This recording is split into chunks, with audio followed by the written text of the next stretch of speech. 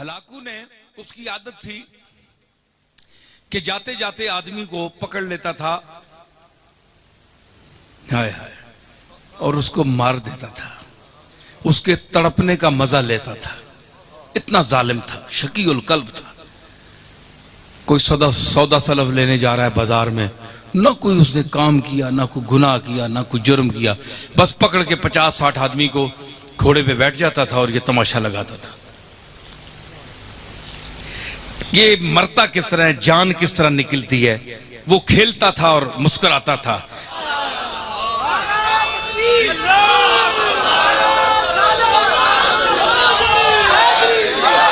بھائی میں بڑا خوش ہاں، عام ڈنڈ پہ ہی ہونی جی میرے والے جڑے نین جی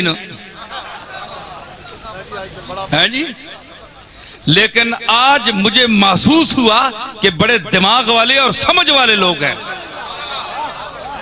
اب تو ویسے بھی پیسے کی وجہ سے سمجھ آ گئی آپ کو، کافی دانا ہو گئے ہیں. لیکن آپ یہ جو میں علم کی عقل کی بات کر رہا ہوں، قرآن مجید سے پیش کر رہا ہوں، ان کو آپ سمجھیں اور محظوظ ہوں گے آپ. اور کسی اچھے سے اچھے مولوی کو بلائیں، علامہ کو بلائیں، جادو بیان کو بلائیں، یہ مسالہ نہیں ہوگا. آواز بڑی گلے کی بھی مجھ سے بھی زیادہ ہوں گے، میں تو اپنے ذوق سے شعر پڑھتا ہوں، لیکن مسالہ نہیں ہوگا. مسالہ کول نہ ہوئے تے خالی باں باں بندہ کرنا رہے تے کیا فائدہ. میں سمجھتا ہوں کہ یہاں جو ان پڑھ سے ان پڑھ آدمی بھی بیٹھا ہے، اس کے بھی دل میں میری باتیں انشاءاللہ اس طرح اتر رہی ہیں جس طرح انتہائی تعلیم یافتہ آدمی کے دل میں اتر رہی ہیں.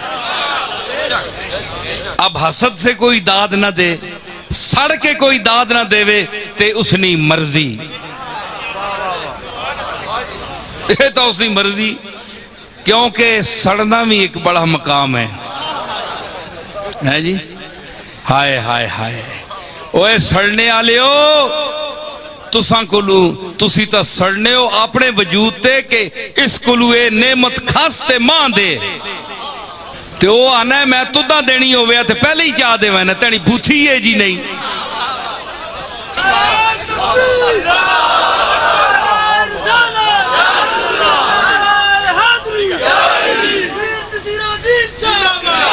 میں دینی ہو گیا تے پہلے تینے تدہ چاہ دے میں نا. اے میں بندے منتخب کیتے ہیں، واللہ یختص برحمتہ من یشاء. قرآن فرماتا ہے کہ اللہ اپنی نعمت کے لیے جس کو جو دینا چاہے وہ اس کے لیے آدمی چن لیتا ہے، چن لیتا ہے. کی گل پہ کر ہاں نہیں بیچ اور گل بھی کرنا پہ ہے. میں تو وہ پھڑکنے کا مزہ لیتا تھا ہلاکو. ایک دن انہوں نے اس نے ایسا کیا کہ 2-3 قطاریں آدمیوں کی کھڑی کر دی اور جلاد سے کہا ان کے سر قلم کرو. اب جناب کسی نے سودا اٹھایا ہوا ہے، کسی نے کوئی پیاز اٹھایا ہوا ہے، کسی نے مرچیں، گھر میں جا رہے تھے لوگ جس طرح بازار میں جاتے ہیں. انہوں نے کہا کس گناہ میں ہمیں مار. اس نے کہا بس دیکھو ہلاکو سامنے کھڑا ہے گھوڑے پہ، اس کے ہاتھ میں ایک نیمبو تھا، وہ اس سے کھیل رہا تھا. اچھا اب اگلی صف جو مرنی شروع ہوئی، ایک کا سر گیا، دوسرے کا، تیسرے کا. صف پہلی ایک بوڑھا آدمی آخر میں کھڑا تھا. اس نے جب دیکھا نا کہ اب تو میری باری ہے، اس کے بعد وہ دوڑ کر پیچھے ہو گیا پچھلی صف میں. بھائی جتنی دیر جان بچ جائے، دیکھا نا سکون ڈھونڈتا ہے انسان. اس پر تو چھری چل گئی نا تو سکون ڈھونڈتا ہے مرغا ہاتھ پاؤں مارنے میں، اور اس پر چلنے والی ہے یہ پہلے ہی سکون ڈھونڈ رہا ہے. دلیل آپ کے سامنے آ گئی کہ نہیں؟ ہاں. تو اس نے وہ پچھلی صف میں ہو گئے. جب پچھلی صف میں گیا نا تو وہ صف جب ختم ہوئی نا، اس بابے کے پاس پہنچے تو وہ تیسری میں چلا گیا. تیسری میں چلا گیا. اور اب ہلاکو کے لیے بڑی عجیب یہ ایک تماشا بن گیا کہ اس بے وقوف کو دیکھو، اس کو میرے تلوار سے کون بچا سکتا ہے. یہ 50-70-100 آدمی مار دیا ہے میں نے. پہلی صف بھی گئی، دوسری بھی گئی. اب یہ بے وقوف کہاں تک بچے گا؟ اب تو اس کے پیچھے کوئی صف بھی نہیں ہے، تیسری صف ہے.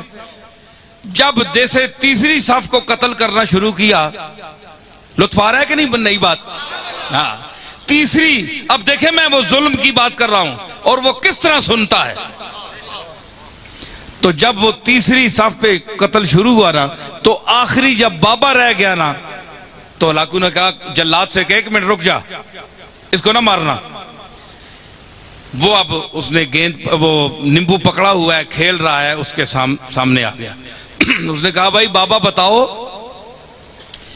کہ پہلی صف میں تو بھاگ کر دوسری آیا صف میں، دوسری صف میں جب آخری وہ نوبت آئی اس تک تو تو تیسری میں آ گیا، اب بتا تجھے کون بچائے گا، اب کدھر جائے گا؟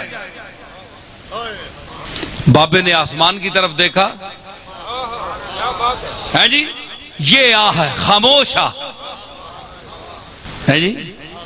شاعر کہتا ہے کہ مردم بزباں کنند فریاد، فارسی شاعر ہے 700-800 سال پہلے کا، کہ لوگ تو زبان سے فریاد کرتے ہیں، زبان سے کوئی لفظ ادا کر فریاد کرتے ہیں.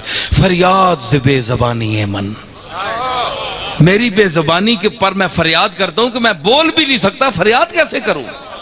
تو اس نے کہا اب بتاؤ اب تمہیں کون بچائے گا؟ وہ خاموش فریاد جب آسمان کی طرف دیکھا تو اس نے کہا میں نے تو پہلی صف کو اس لیے چھوڑا کہ شاید میں دوسری میں بچ جاؤں، دوسری کو اس لیے چھوڑا تاکہ تیسری میں بچ جاؤں.